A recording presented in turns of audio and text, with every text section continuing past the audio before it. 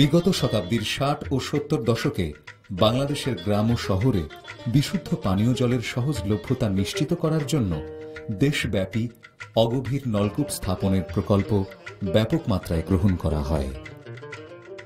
কিন্তু পরবর্তী সময়ে দেখা যায় ভূগর্ভস্থ পানির সঠিক স্তর নির্ণয় করতে না পারার কারণে পানির সাথে আর্সেনিক ঝুঁকিপূর্ণ পরিমাণে মিশ্রিত হয়ে আসতে থাকে।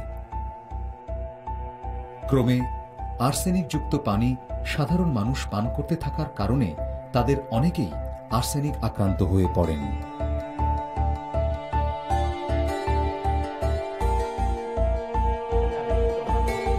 বাংলাদেশের অনেক স্থানেই আর্সেনিকজনিত ক্যান্সার একটি মহামারী রোগ আকারে ছড়িয়ে পড়ার আশঙ্কা তৈরি হয়।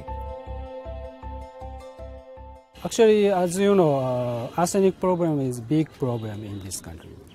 Then many donor and government try to solve this problem, but so far there are many patients living in here, and arsenic water also scatters all of Bangladesh. Approach to mitigate arsenic problem is two ways. One is central level government. JICA also supported DPH or LGD ministry to make proper planned arsenic mitigation activity. That is one approach. Another approach is grassroots level, in village level. Then JICA has one system, JOCB. Then volunteers are working with union level and villager, then to motivate villager and to support union activities. সরকারের জনস্বাস্থ্য প্রকৌশল বিভাগের সাথে JICA arsenic জনিত রোগ প্রতিকার ও প্রতিরোধে বহুমুখী কারিগরি সহায়তা প্রদান করে আসছে। এরই অংশ হিসেবে দেশের আর্সেনিক ঝুঁকিপূর্ণ অঞ্চলে জেইসিভিগণ এ ব্যাপারে সচেতনতা তৈরি ও কারিগরি সহায়তা নিশ্চিত করতে কাজ করে যাচ্ছেন। যে এলাকায় জাইকা কাজ করে তারা খুবই ইন্টেনসিভ ওয়ার্ক করে থাকে। এই কাজে আমাদের যে জনবল আছে তারা মূলত কারিগরি কাজ করে থাকে, আর সংখ্যায় খুব কম, ফলে আমাদের অতিরিক্ত জনবলের প্রয়োজন হয়, যেটা যোগান দেওয়ার জন্য আমরা জাইকাকে অনুরোধ করি ভলেন্টিয়ার দেওয়ার জন্য। এবং এরা দুইটি বিষয়ে কাজ করে, কারিগরি বিষয়েও কাজ করে এবং সামাজিক বিষয়েও কাজ করে। পরীক্ষা করে যদি যদি আর্সেনিক বেশি জায়গা তারপরে কি কি করবেন? মূল বিষয়টা হচ্ছে যে আমার টোটাল ইউনিয়ন পরিষদের টোটাল সার্ভে রিপোর্টটা যখন আমি পাবো তখন আমি এখানে কিন্তু একটা পদক্ষেপ নিতে পারবো যে এখানে ডিপ টিউবওয়েল দরকার, এখানে ডিপ টিউবওয়েল হবে না, তাহলে অন্য কোন ধরনের পদক্ষেপ এখানে নেওয়া যায়, যেমন দাগের সাউন্ড ফিল্টার এরকম। হ্যাঁ এরকম। জেওসিভি নিশিগৌরি বিগত 1 বছর যাবৎ বাংলাদেশের অন্যতম আর্সেনিক ঝুঁকিপূর্ণ অঞ্চল যশোরের শার্শা ইউনিয়নে কাজ করছেন। এলাকার নলকূপগুলোকে আর্সেনিক মুক্ত করতে স্থানীয় ইঞ্জিনিয়ারদের সাথে নিয়ে গ্রামে গ্রামে ঘুরে তার প্রচেষ্টা অব্যাহত রেখেছেন তিনি। আমার নাম কাজুনাসা নিশিগৌরি। আমি এখন জনস্বাস্থ্য অফিসে যশোর জেলা অফিসে চাকরি করি। আমি আর্সেনিক মুক্তের জন্য বাংলাদেশে এসেছি। 2010 অক্টোবর থেকে বাংলাদেশে চাকরি করি।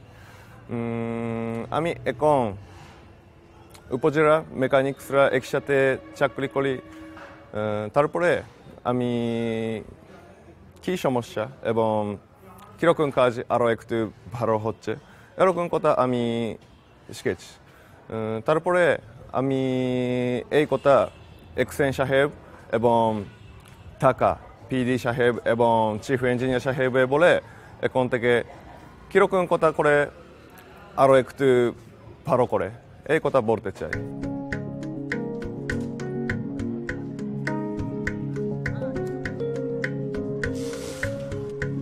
একই জেলার চৌগাছা উপজেলার গ্রামে গ্রামে গিয়ে স্থানীয় জনগণের মধ্যে আর্সেনিক বিষয়ে সচেতনতা তৈরির কাজটি করছেন মিস ইওয়াতা।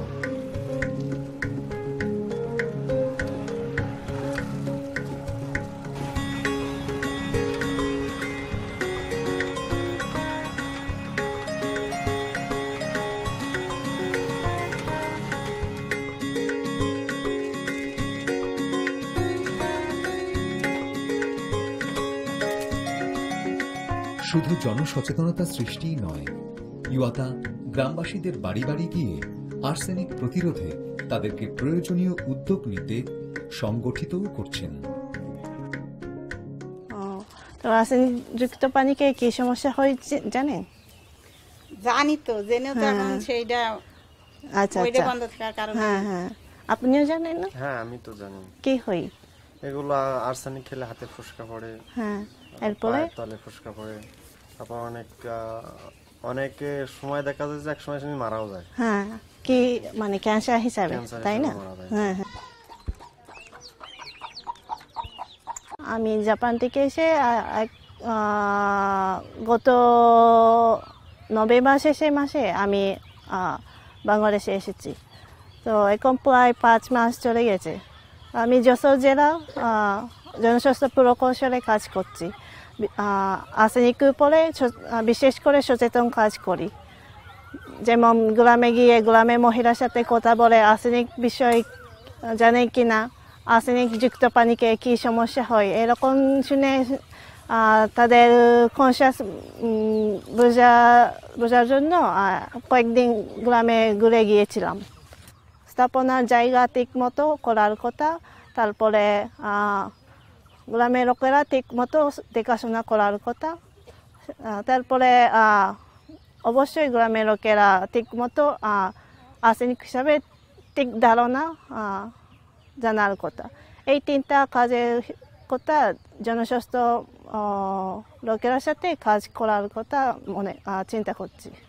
আমি আশা করি যে সবাই সুস্থ থাকার জন্য গ্রামের লোকেরা নিজের শরীরের জন্য আরও কেয়ার করে আরও সুস্থ থাকার জন্য আমি সচেতন কাজ চেষ্টা করব। তারপরে জনস্বাস্থ্য প্রকৌশল তাদের কাজ আরও ভালোভাবে কাজ করার কথা আশা করি। যেমন এনজিও, আলাদা সরকারি ডিপার্টমেন্টের সাথে সবাই একসাথে মিলিয়ে কাজ করে আর্সেনিক মিটিগেশন হিসাবে এটা ভালোভাবে কাজ করতে পারে। এই জন্যে আমি আশা করছি জনস্বাস্থ্য অফিসের সাথে আরও একসাথে কাজ করার কথা আশা করি।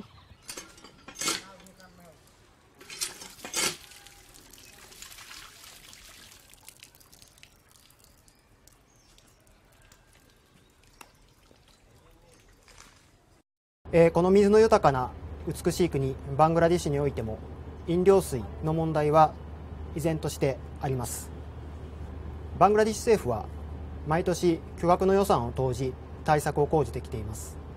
しかし水の問題はただ単に水源を建設すればいいというような単純なものでなく、各地域によってさまざまな問題を抱えています。そんなバングラデシュ政府による飲料水対策の努力を少しでも助けるべく、日本は1999年からバングラデシュ政府に対する協力を行ってきました。先ほど申しました通り、さまざまな問題がさまざまな場所にあります。